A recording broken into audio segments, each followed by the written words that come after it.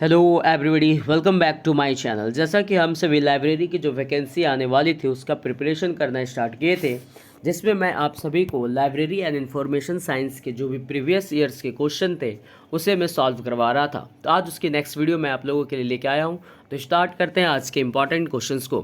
तो first question आपसे पूछा जा रहा है कि मार्क प्रारूप में 490 टैग दर्शाता है, किसे दर्शाता है आपको ये बताना है।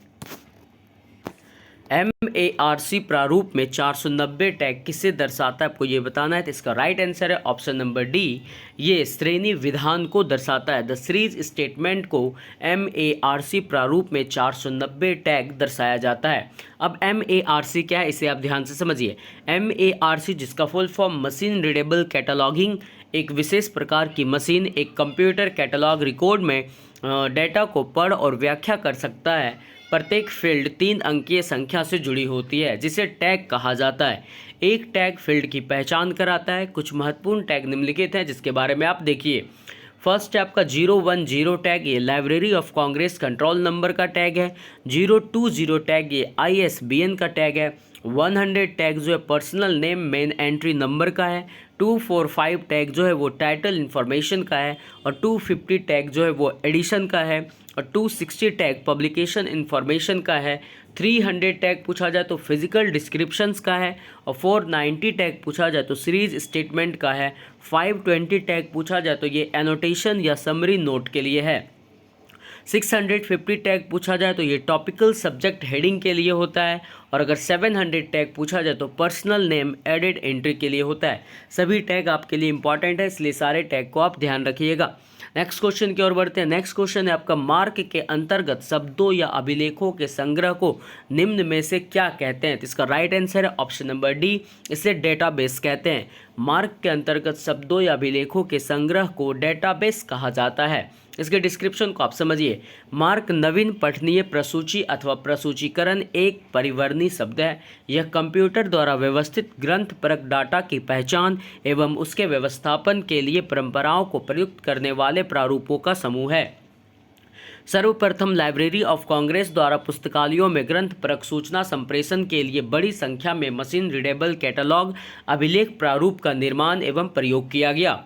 मार्क 1 के लिए पायलट परियोजना 1966 में लाइब्रेरी ऑफ कांग्रेस में आरंभ की गई थी और मार्क 2 1968 में विकसित किया गया, जैसे LC मार्क द्वितीय और BNB मार्क द्वितीय संस्करण है।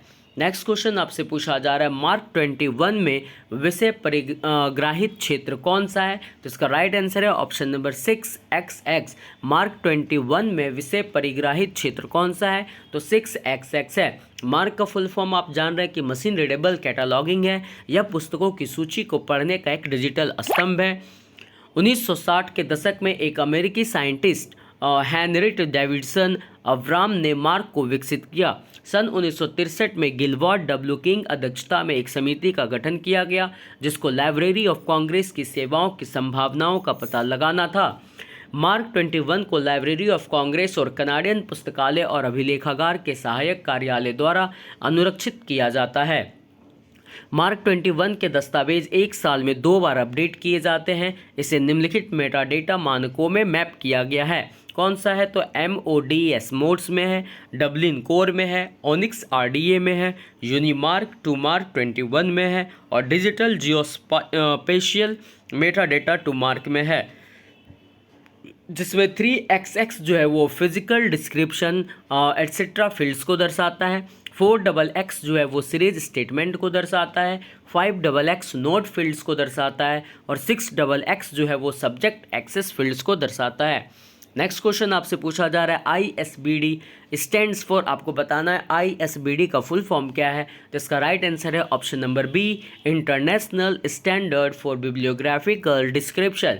ISBD का फुल फॉर्म क्या है, international standard for bibliographical description. Next question आपसे पूछा जा रहा है, CCF was developed by, CCF किसके द्वारा विकसित किया गया था। तो इसका राइट आंसर है ऑप्शन नंबर बी, यूनेस्को के द्वारा। CCF क्या है उसे आप समझिए। CCF जिसका full form common communication format है, यह एक ग्रंथ सूची बनाने और सूचना एजेंसी और पुस्तकालयों के समूहों के बीच अभिलेख को आदान प्रदान के लिए एक संरचना प्रारूप है। और टर्मिना में एक अंतर्राष्ट्रीय संगोष्ठी जो यूनेस्को द्वारा अप्रैल 1978 में आयोजित की गई थी। संगोष्ठी की सिफारिशों पर यूनेस्को ने एक सीसीएफ की स्थापना पर एडहॉक समूह का गठन किया और सीसीएफ का पहला संस्करण 1984 में सीसीएफ बाय बी और सीसीएफ बाय एफ नामक 2 संस्करणों में प्रकाशित किया गया था। कई देशों ने ग्रंथ सूची के आदान प्रदान और निर्माण के लिए इस मानक को अपनाया है। सीसीएफ की संरचना ISO 2709 का कार्यान्वयन है। नेक्स्ट क्वेश्चन आपसे पूछा जा रहा है मार्क 21 में इनमें से किस स्थान में डीडीसी संख्या होती है? तो इसका राइट आंसर है ऑप्शन नंबर 082 में। मार्क 21 में 082 में डीडीसी संख्या होती है। इसके डिस्क्रिप्शन को आप समझिए कि मार्क 21 जिसमें यूएस मार्क, कैनमार्क और यूके मार्क के एकीकरण का उत्पाद है। यह दुनिया में सबसे अधिक इस्तेमाल किए जाने वाला मार्क प्रारूप है। इसे उत्पादन प्रारूप और विनिमय प्रारूप दोनों के रूप में तैयार किया गया है। अब इस मार्क में क्या क्या है तो 050 जो है वो library of Congress call number है, 080 यूनिवर्सल डेसिमल क्लासिफिकेशन नंबर है, 082 जो है वो डेविड डेसिमल क्लासिफिकेशन नंबर है और 084 जो है वो अदर क्लासिफिकेशन नंबर है। नेक्स्ट क्वेश्चन आपसे पूछा गया इनमें से क्या मार्क अभिलेखों का एक खंड नहीं है? जिसका राइट आंसर है ऑप्शन नंबर क्षेत्र। क्षेत्र जो है वो मार्क अभिलेखों का खंड नहीं है। मार्क जिससे हम लोग मशीन रीडेबल कैटलॉगिंग के रूप में जानते हैं, ये मार्क पुस्तकों की सूची को पढ़ाने का एक डिजिटल स्वरूप है। 1960 के दशक में एक अमेरिकी साइंटिस्ट हेनरिटे डेविडसन एवराम जिसका जन्म 7 अक्टूबर 1919 से हुआ और 22 अप्रैल 2006 को चल बसे ने मार्क को विकसित किया। 1966 में मार्क एक परियोजना लाइब्रेरी ऑफ कांग्रेस में प्रारंभ की गई। मार्क अभिलेखों का खंड संदर्शक, निर्देशिका और चर है। मार्क अभिलेखों का क्या खंड है तो संदर्शक, निर्देशिका और चर है। नेक्स्ट क्वेश्चन आपसे पूछा जा रहा है FRBR संरचना द्वारा समर्थित उपयोगकर्ता कार्यों का सही क्रम पहचाने। आपको बताना है कि FRBR संरचना द्वारा समर्थित उपयोगकर्ता कार्यों का सही क्रम क्या है। तो इसका राइट आंसर है ऑप्शन नंबर बी, पहले खोजें, फिर पहचानें, फिर चुनें, उसके बाद उसे प्राप्त करें। FRBR जिसे functional requirements of bibliographic records कहते हैं, यह एक वैचारिक इकाई है। International federation of library association and institutions द्वारा विकसित संबंध मॉडल जो उपयोगकर्ता की दृष्टि से ऑनलाइन लाइब्रेरी कैटलॉग और ग्रंथ सूची में पुनर्प्राप्ति और उपयोग के कार्यों से संबंधित है। यह पुनर्प्राप्ति और पहुंच के लिए एक अधिक समग्र दृष्टिकोण का प्रतिनिधित्व करता है। इसमें प्रयोक्ता कार्यों का अनुक्रम, खोज, पहचान, चयन और प्राप्ति है। इस क्रम को आप याद रखिएगा। नेक्स्ट क्वेश्चन आपसे पूछा जा रहा है मार्क 21 में टैग 300 क्या इंगित करता है? तो इसका राइट आंसर है ये भौतिक विवरण को इंगित करता है। 300 किसे इंगित करता है? भौतिक विवरण को। मार्क जिसे मशीन रीडेबल कैटलॉगिंग एक विशेष प्रकार की मशीन, एक कंप्यूटर, एक कैटलॉग रिकॉर्ड में डेटा को पढ़ और व्याख्या कर सकता है। प्रत्येक फील्ड 3 अंकीय संख्या से जुड़ी होती है जिसे टैग कहा जाता है। एक टैग फील्ड की पहचान कराता है और कुछ महत्वपूर्ण टैग निम्नलिखित हैं, उसे आप देखिए। फर्स्ट है आपका 010 टैग, ये library of Congress control number को बताएगा।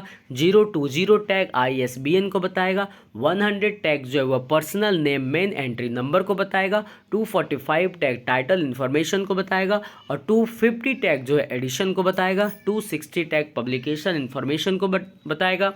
300 टैग जो है वो फिजिकल डिस्क्रिप्शन को बताएगा। 490 टैग सीरीज स्टेटमेंट को बताएगा। 520 टैग जो है एनोटेशन या समरी नोट को बताएगा। 650 टैग टॉपिकल सब्जेक्ट हेडिंग को बताएगा और 700 टैग जो है वो पर्सनल नेम एडेड एंट्री को बताएगा। नेक्स्ट क्वेश्चन आपसे पूछा जा रहा है मार्क 21 में टैग 250 क्या इंगित करता है?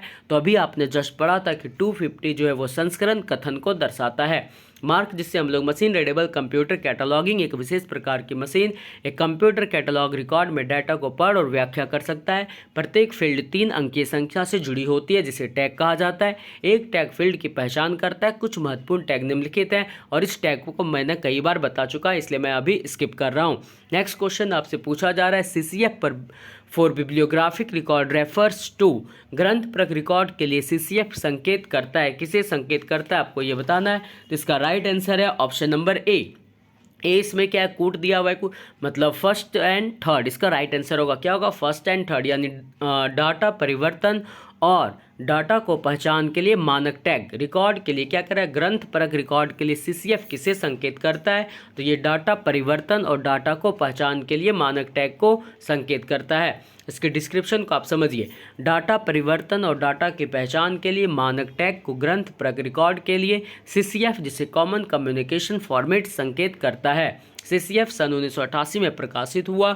यह यूनेस्को की डिजिटल लाइब्रेरी है। इसके डॉक्यूमेंट का प्रकार प्रोग्राम एंड मीटिंग डॉक्यूमेंट है। नेक्स्ट क्वेश्चन आपसे पूछा जा रहा है, निम्नलिखित बिब्लियोग्राफिकल मानकों का उनके विकास के वर्ष के अनुसार रखें। तो इस क्वेश्चन को सॉल्व करने के लिए आपको क्या करना होगा, हर एक का ईस्वी याद होना चाहिए, इसलिए हम लोग डायरेक्ट इसको क्या करते हैं, ईस्वी पे लेके चलते हैं। तो फर्स्ट आप देखिए, बिब्लियोग्राफिकल मानकों को उनके विकास के वर्ष के अनुसार व्यवस्थापन इस प्रकार है कि ISBD की स्थापना 1961 में हुई, मार्क की स्थापना 1971 में हुई जिसे हम लोग मशीन रीडेबल कैटलॉगिंग कहते हैं, और डबलिन कोर की स्थापना 1995 में हुई, और RDF की स्थापना 1998 में हुई। ईस्वी को आप याद रखिएगा, ये क्वेश्चन आसानी से सॉल्व हो जाएंगे। नेक्स्ट क्वेश्चन हम लोग देखते हैं कि FRBR मॉडल के 4 तत्व कौन कौन से हैं, आपको ये बताना है। तो FRBR के 4 मॉडल जो हैं वो हैं कार्य, अभिव्यक्ति, प्रकटीकरण और मद। ऑप्शन नंबर C इसका सही होगा। 4 क्या क्या है, 4 तत्व, कार्य, अभिव्यक्ति, प्रकटीकरण और मद। Option number C।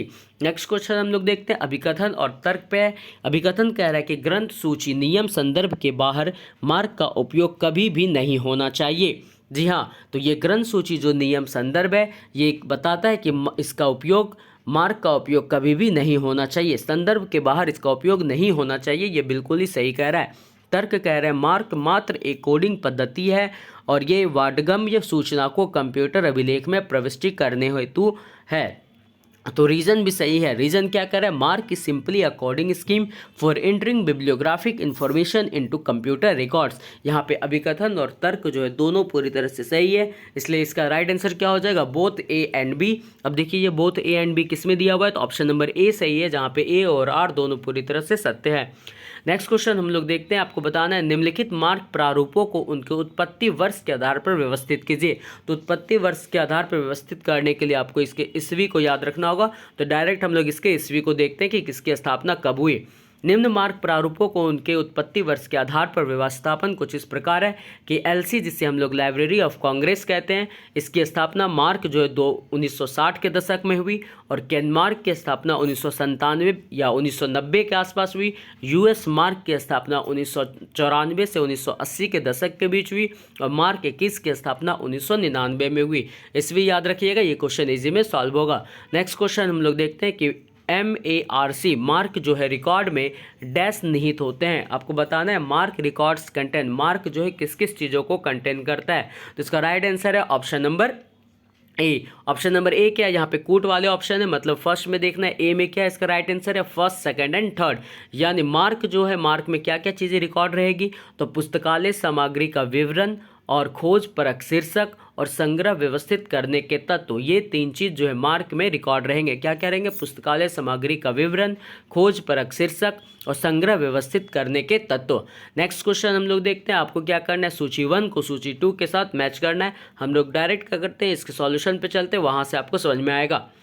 तो फर्स्ट सूची में क्या दिया हुआ है, DCMES, ये क्या बताएगा, तो ये पुनः प्रापन और आंकड़ा विनिमय करने का काम करती है। कौन, DCMES। फिर मार्क का क्या काम है, तो यह कंप्यूटरीकृत वाड्मय अभिलेखों की कोड करने की योजना बनाती है। कौन, मार्क।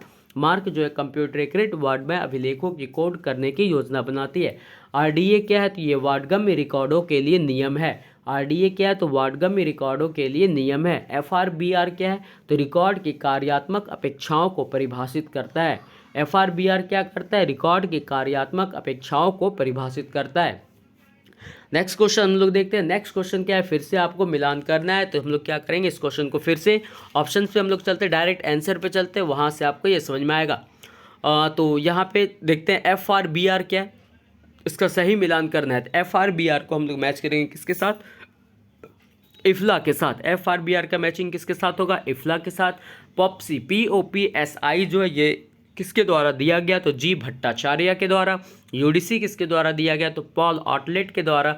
और WWW किसके द्वारा दिया गया, तो टिम बर्नर्स ली के द्वारा। WWW की खोज किसने की, तो टिम बर्नर्स-ली ने। UDC की खोज किसने की, तो पॉल ऑटलेट ने। अपॉक्सी की खोज किसने की, जी भट्टाचार्य ने। और FRBR किसके द्वारा गया, इफ्ला के द्वारा दिया गया। FRBR का तात्पर्य क्या है, तो functional requirement for bibliographic records है। यह बिब्लियोग्राफिक रिकॉर्ड्स के लिए कार्यात्मक आवश्यकताएं एक वैचारिक इकाई संबंध मॉडल है जिसे इफ्ला द्वारा प्रकाशित किया जाता है, जो उपयोगकर्ताओं के दृष्टिकोण से ऑनलाइन लाइब्रेरी कैटलॉग और ग्रंथ सूची डेटाबेस से पुनर्प्राप्ति और उपयोग के उपयोगकर्ता कार्यों से संबंधित है। नेक्स्ट क्वेश्चन आपसे पूछा जा रहा है, फिर से आपको सूची 1 को सूची 2 के साथ मैच करना है। तो हम लोग देखते हैं क्या इसमें कोड दिया हुआ है, आपको बताना है कौन सा कोड किसे दिखाता है। तो हम लोग इसको डायरेक्ट सॉल्यूशन पे चलते हैं। कोड अगर 020 दिया हुआ है तो ये ISBN को बताएगा। 100 कोड है तो ये व्यक्तिगत नाम को बताएगा। 260 कोड अगर रहा तो ये प्रकाशन तथा वितरण को बताएगा। 440 कोड अगर रहा तो ये ग्रंथमाला कथन को बताएगा। 440 किसे बताएगा, ग्रंथमाला कथन को बताएगा। नेक्स्ट क्वेश्चन की ओर हम लोग बढ़ते हैं। नेक्स्ट क्वेश्चन आपसे पूछा जा रहा है, FRBR मॉडल में 4 तत्व आते हैं, वे 4 तत्व कौन कौन से हैं, तो इसका राइट आंसर है ऑप्शन नंबर बी, कार्य, अभिव्यक्ति, प्रकटीकरण और मद। इसके 4 तत्व कौन कौन से हैं, कार्य, अभिव्यक्ति, प्रकटीकरण और मद। इसे आप समझिए, FRBR मॉडल में 4 तत्व आते हैं जो क्या क्या है, कार्य, अभिव्यक्ति, प्रकटीकरण और मद। ये 4 मॉडल ग्रुप प्रथम के हैं। FRBR 3 ग्रुप में बांटा गया है। ग्रुप सेकंड एंड थर्ड जो मॉडल के तत्व क्रमशः इस प्रकार है। ग्रुप 2 में किसे रखा गया है, तो पर्सन और कॉर्पोरेट बॉडी को रखा गया है। और ग्रुप 3 में concept, object, event and place को रखा गया है। याद रखिएगा, FRBR का फर्स्ट मॉडल में आपका क्या क्या था, कार्य, अभिव्यक्ति, प्रकटीकरण और मद थे। और इसके 3 ग्रुप में बांटा गया, जिसमें दूसरा ग्रुप में पर्सन और कॉर्पोरेट बॉडी है और तीसरे ग्रुप में concept, object, event and place है। नेक्स्ट क्वेश्चन क्या है, निम्नलिखित को कालानुक्रमिक क्रम में व्यवस्थित कीजिए। इसे भी आपको क्या करना होगा, इसमें याद रखना होगा, तब जाके आप इसे सॉल्व कर सकेंगे। तो डायरेक्ट इसको हम क्या करते हैं, ऑप्शन पे लेके आपको चलते हैं। निम्नलिखित का कालानुक्रमिक क्रम में व्यवस्थापन कुछ इस प्रकार है कि यूनिमार्क की स्थापना 1977 में हुई, FRBR की स्थापना 1998 में हुई, मार्क 21 की स्थापना 1999 में हुई और ऑनिक्स फॉर बुक्स की स्थापना जो है वो 2000 में हुई। यूनिमार्क की कब हुई, 1977, FRBR की 1998, मार्क 21 का 1999 और ऑनिक्स फॉर बुक्स का 2000 में। FRBR का full form functional requirements for bibliographic records, जो इफ्ला द्वारा 1998 में विकसित एक वैचारिक इकाई संबंध मॉडल है जो ऑनलाइन लाइब्रेरी कैटलॉग और ग्रंथ सूची डेटाबेस में पुनर्प्राप्ति और उपयोग के उपयोगकर्ता कार्यों से संबंधित है, उपयोगकर्ता के दृष्टिकोण से है। यूनिमार्क क्या है, तो ग्रंथ सूची प्रारूप पहली बार 1977 में इफ्ला द्वारा बनाया और प्रस्तावित किया गया था, जो यूनिमार्क जिसे यूनिवर्सल मार्क प्रारूप शीर्षक के साथ दिखाया गया था। ऑनिक्स फॉर बुक्स क्या है, तो पुस्तकों के लिए ऑनिक्स पारंपरिक पुस्तकों और ई बुक्स दोनों से संबंधित ग्रंथ सूची डेटा साझा करने के लिए एक XML प्रारूप है। यह 3 ऑनिक्स मानकों में सबसे पुराना है। नेक्स्ट क्वेश्चन आपसे पूछा जा रहा है कि FRBR मॉडल में 4 तत्व आते हैं, ये 4 तत्व कौन कौन से थे, आपने अभी जस्ट पढ़ा था कि इसके 4 तत्व कौन कौन से हैं, तो कार्य, अभिव्यक्ति, प्रकटीकरण और मद है।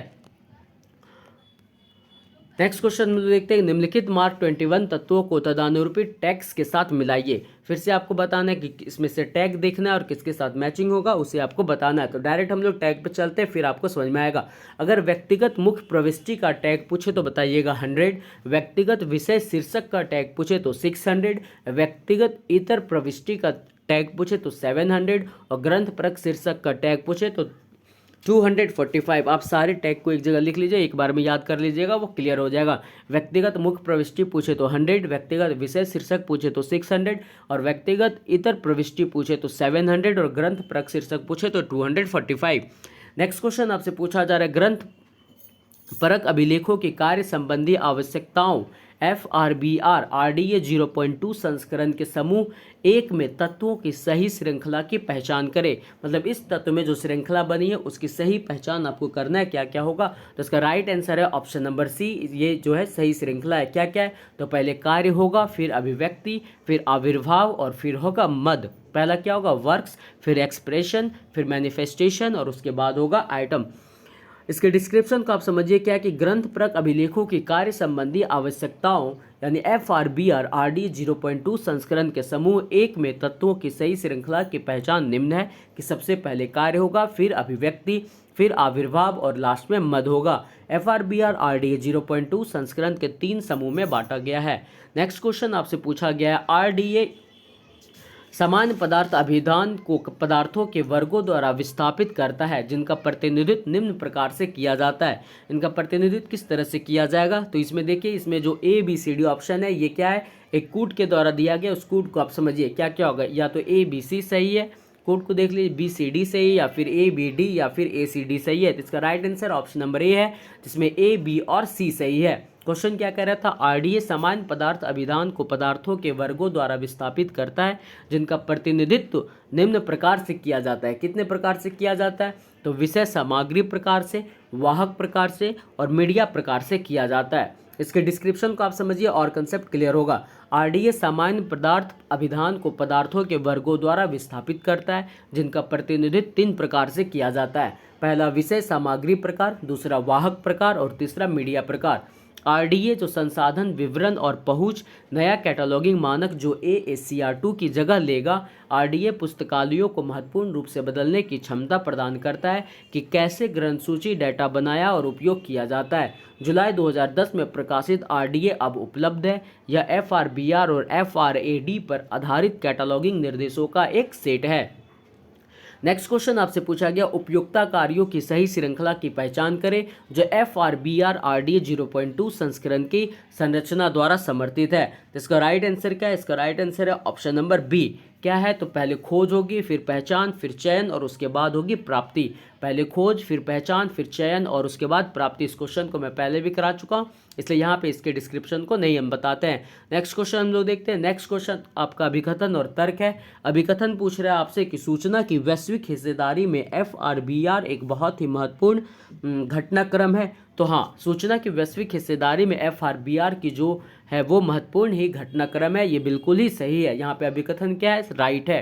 तर्क क्या कह रहा है, FRBR कई भिन्न भिन्न व्याख्याओं अथवा अभिव्यक्तियों के बीच के संबंध को रेखांकित करता है। तो हाँ, FRBR जो है वो भिन्न भिन्न व्याख्याओं अथवा अभिव्यक्तियों के बीच के संबंध को रेखांकित करता है। यहाँ पे अभिकथन और तर्क पूरी तरह से दोनों सही है। इस हिसाब से आप देख लीजिए, जिसमें A और R दोनों सही है, तो ऑप्शन नंबर B यहाँ पे क्या होगा, राइट आंसर होगा, जिसमें A और R दोनों सही दिया हुआ है। नेक्स्ट क्वेश्चन कह रहा है, निम्नलिखित को सही कालक्रमानुसार व्यवस्थित कीजिए। फिर से आपको यहाँ पे इसमें याद रखना है, तब जाके आप इसे कर पाएंगे। तो मार्क जिसे मशीन रीडेबल कैटलॉग कहते हैं, इसकी स्थापना 1971 में हुई। मार्क 21 की स्थापना 1999 में हुई। ISBD की स्थापना 1977 में हुई। CCF जिसे कॉमन कम्युनिकेशन फॉर्मल कहते हैं, इसकी स्थापना 1984 में हुई और इसका दूसरा एडिशन 1988 में आया। RDA जिसे रिसोर्स डिस्क्रिप्शन एंड एक्सेस कहते हैं, ये जून 2010 में आया। हर एक का ईस्वी आप याद रखिएगा, ये इजी में आप इसे सॉल्व कर पाएंगे। नोट में क्या दिया हुआ है उसे ध्यान से समझिए। ISBD का संक्षिप्त रूप जो है वो इंटरनेशनल स्टैंडर्ड बिब्लियोग्राफिक डिस्क्रिप्शन है। यह इफ्ला ISBD के द्वारा संपन्न होती है। ISBD के विभिन्न रूप इस प्रकार हैं, कौन कौन से हैं, तो ISBD G अगर आया तो ये जनरल होगा, M आया तो मोनोग्राफ होगा, S आया तो सीरियल होगा, CM आएगा तो कार्टोग्राफिक मटेरियल आएगा, AV आएगा तो ऑडियो विजुअल आएगा, CF आएगा तो कंप्यूटर फाइल्स आएगा। नेक्स्ट क्वेश्चन हम लोग देखते हैं। फिर से आपको क्या करना है, सूची 1 को सूची 2 के साथ मैच करना है। इसको डायरेक्ट हम लोग ऑप्शन पे लेके चलते हैं। फर्स्ट, अगर आपका डिस्क्रिप्टिव मेटाडेटा आया तो इसका मैच आप लोग मार्क से कीजिएगा। स्ट्रक्चरल मेटाडेटा आया तो EAD से रिलेटेड है। एडमिनिस्ट्रेटिव मेटाडेटा आएगा तो MOA2 से रिलेटेड है। और सेमेंटिक मेटाडेटा आएगा तो इसे आप OWL प्लस DC से मैच कीजिएगा। डिस्क्रिप्टिव मेटाडाटा को मार्क से, स्ट्रक्चरल को EAD से, एडमिनिस्ट्रेटिव को MOA2 से और सेमेटिक मेटाडाटा को OWL प्लस DC से। नेक्स्ट क्वेश्चन आपसे पूछा जा रहा है, 760 टैग मार्क प्रारूप में 760 टैग डैश को संकेत करता है, किसे संकेत करता है आपको ये बताना है। तो इसका राइट आंसर क्या होगा, ऑप्शन नंबर C। यह मुख्य श्रृंखला प्रविष्टि को संकेत करता है। किसे संकेत करता है, मुख्य श्रृंखला प्रविष्टि को। मार्क फॉर्मेट में 760 टैग जो है वो मेन सीरीज एंट्री को संकेत करता है तथा 250 टैग द एडिशन को संकेत करता है। 260 टैग द पब्लिकेशन इन्फॉर्मेशन को और 650 टैग जो है ए टॉपिकल सब्जेक्ट हेडिंग को प्रदर्शित करता है। सारे टैग आप याद रखिएगा, एग्जाम में पूछा जा सकता है। नेक्स्ट क्वेश्चन आपसे पूछा जा रहा है कि निम्नलिखित मुख्य प्रविष्टि क्षेत्रों को MARC 21 में उनसे संबंधित टैग संख्या के साथ सम्मिलित कीजिए। फिर से आपको टैग पूछा जा रहा है और आपको बताना है वह किसके साथ मैच होगा। तो इसके डायरेक्ट हम लोग ऑप्शन पे चलते हैं। अगर आपसे पूछा गया टैग 100 तो यह मुख्य प्रविष्टि व्यक्तिक नाम से रिलेटेड होगा। 110 जो है वो मुख्य प्रविष्टि कॉर्पोरेट नाम से रिलेटेड होगा। 111 अगर पूछा गया तो ये मेन एंट्री मीटिंग नेम से रिलेटेड होगा। और 130 अगर पूछा जाए तो ये मेन एंट्री यूनिफॉर्म टाइटल से रिलेटेड होगा, एक समान शीर्षक से मैच करेगा। 130 किससे करेगा? एक समान शीर्षक से। 111 किससे करेगा? नाम का मिलान से। 110 किससे करेगा? कॉर्पोरेट नेम से। और 100 किससे करेगा? ये व्यक्तिक नाम से करेगा। नेक्स्ट क्वेश्चन आपसे पूछा गया कि FRBR स्टैंड्स फॉर, बहुत ही इजी क्वेश्चन पूछा गया कि FRBR का फुल फॉर्म क्या है। तो इसका राइट आंसर है option number C, functional requirements for bibliographic records. इसका फुल फॉर्म क्या है? Functional requirements for bibliographic records. Next question हम लोग देखते हैं। नेक्स्ट क्वेश्चन है कि FRBR मॉडल के अनुसार निम्नलिखित प्रविष्टियों को व्यवस्थित कीजिए। फिर से आपको सेम क्वेश्चन रिपीट हो रहा है कि FRBR मॉडल में जो प्रविष्टियां हैं उसको अरेंज करना है, किस क्रम में होगा, किसका क्रम क्या होगा। तो इसमें सबसे पहले रचना आएगी, फिर अभिव्यक्ति, फिर प्रकटीकरण और लास्ट में आएगा मद। इसके आंसर को आप देखिए, FRBR मॉडल के अनुसार निम्न प्रविष्टियां की व्यवस्थित है। पहले रचना होगी, फिर अभिव्यक्ति, फिर प्रकटीकरण और फिर मद। इस हिसाब से आपका राइट आंसर क्या हो जाएगा? राइट आंसर होगा option number A. Next question हम लोग देखते हैं। नेक्स्ट क्वेश्चन है निम्नलिखित मार्ग क्षेत्रों को उनके तदारूपी विवरण के साथ सम्मिलित कीजिए। फिर से आपको मैच करना है, कुछ टैग है वो किसके साथ मैच होगा उसे आपको देखना है। तो डायरेक्ट इसे हम लोग ऑप्शन पे चलते हैं कि मार्ग क्षेत्रों को उनके तदारूपी विवरण कुछ इस प्रकार हैं कि 020 टैग अगर आया तो उसका मतलब होगा ISBN, जिसे इंटरनेशनल स्टैंडर्ड बुक नंबर कहते हैं। 250 आएगा तो उसका मतलब होगा एडिशन स्टेटमेंट। और 440 आएगा तो उसे हम लोग सीरीज समझेंगे। 856 आएगा तो वो इलेक्ट्रॉनिक लोकेशन एंड एक्सेस को बताएगा। ऐसे ये मार्क फील्ड्स अन्य भी हैं जिसे आप देख चुके हैं। 020 किसे बताएगा? ISBN को। 250 किसे बताएगा? एडिशन स्टेटमेंट को। 440 किसे बताएगा? सीरीज को। 856 किसे बताएगा? तो इलेक्ट्रॉनिक लोकेशन एंड एक्सेस को। नेक्स्ट क्वेश्चन हम लोग देखते हैं कि which one of the following are the standards for encoding records. आपको बताना है, इनमें से चूज करना है कि राइट आंसर कौन होगा। इनमें से स्टैंडर्ड फॉर इनकोडिंग रिकॉर्ड्स में क्या शामिल होंगे आपको ये बताना है। तो इसका राइट आंसर है option number D. Option number D यहाँ पे क्या है? कोड दिया हुआ है कि ऑप्शन नंबर क्या है इसका? राइट आंसर यहाँ पे क्या होगा? Option number D, option number B होगा। इसका राइट आंसर क्या है? Option number B. Option number B में क्या है? ABD। सबसे पहले क्या हम लोग लेंगे? ऑनिक्स को लेंगे, फिर हम लोग SGML को लेंगे, उसके बाद हम लोग मार्क 21 को लेंगे। ये सारे क्या, ये स्टैंडर्ड्स है किसके लिए? इनकोडिंग रिकॉर्ड्स के लिए। इनकोडिंग रिकॉर्ड्स के लिए स्टैंडर्ड कौन कौन से हैं? ऑनिक्स है, SGML है और मार्क 21 है। इसके डिस्क्रिप्शन में सेम दिया हुआ है कि ऑनिक्स, SGML और मार्क 21 ये सभी इनकोडिंग रिकॉर्ड्स के लिए मानक है, जबकि W3C जो है वो वर्ल्ड वाइड वेब का एक वेब है। नेक्स्ट क्वेश्चन पूछा गया निम्नलिखित में से कौन से मार्क अभिलेख संरचना के भाग हैं। आपको ये बताना है। इसमें कुछ विकल्प दिए हुए हैं, AC, AB, AB, BC। क्या है इसका राइट आंसर? तो इसका राइट आंसर होगा ऑप्शन नंबर डी, जिसमें सही जवाब होगा सिर्फ BC। क्या होगा इसका सही जवाब? BC। देखते इसमें क्या है कि निम्नलिखित में से कौन से मार्क अभिलेख संरचना के भाग है। तो इसका राइट आंसर है ऑप्शन नंबर डी, जिसमें B, C और D, B और C और D इसके सही है। मतलब BC में क्या होगा? फर्स्ट में आपका लीडर और डायरेक्टरी, लीडर और डायरेक्टरी और फिर रिकॉर्ड टर्मिनेटर मार्क अभिलेख संरचना के भाग हैं। कौन कौन है? लीडर है, डायरेक्टरी है और रिकॉर्ड टर्मिनेटर है। लीडर, डायरेक्टरी और रिकॉर्ड टर्मिनेटर यानी BCD जो है वो मार्क अभिलेख संरचना के भाग हैं। मार्क अभिलेख संरचना के भाग कौन कौन है? लीडर, डायरेक्टरी और रिकॉर्ड और टर्मिनेटर हैं। और नेक्स्ट क्वेश्चन है निम्नलिखित में से विषम का चयन कीजिए। यहाँ पे दिया हुआ है ANSI, BSI, BIS, ESPN। इनमें से सबसे अलग कौन सा है? तो ESPN अलग है। क्यों अलग है उसमें देखिए आप। ANSI जिसका full form American national standard institute है, एक निजी गैर लाभकारी संगठन है जो संयुक्त राज्य अमेरिका में उत्पादों, सेवाओं, प्रक्रियाओं और कर्मियों के लिए स्वैच्छिक आम सहमति मानकों के विकास की देखरेख करता है। संगठन अंतर्राष्ट्रीय मानकों के साथ अमेरिकी मानकों का भी समन्वय करता है ताकि अमेरिकी उत्पादों का दुनिया भर में उपयोग किया जा सके। लेकिन BIS क्या है? ये ब्यूरो ऑफ इंडियन स्टैंडर्ड्स है, भारत का राष्ट्रीय मानक निकाय है जो उपभोक्ता मामलों, खाद्य और सार्वजनिक वितरण मंत्रालय, भारत सरकार के तत्वाधान में काम करता है। यह भारतीय मानक ब्यूरो अधिनियम 1986 द्वारा स्थापित किया गया है जो 23 दिसंबर 1986 को लागू हुआ।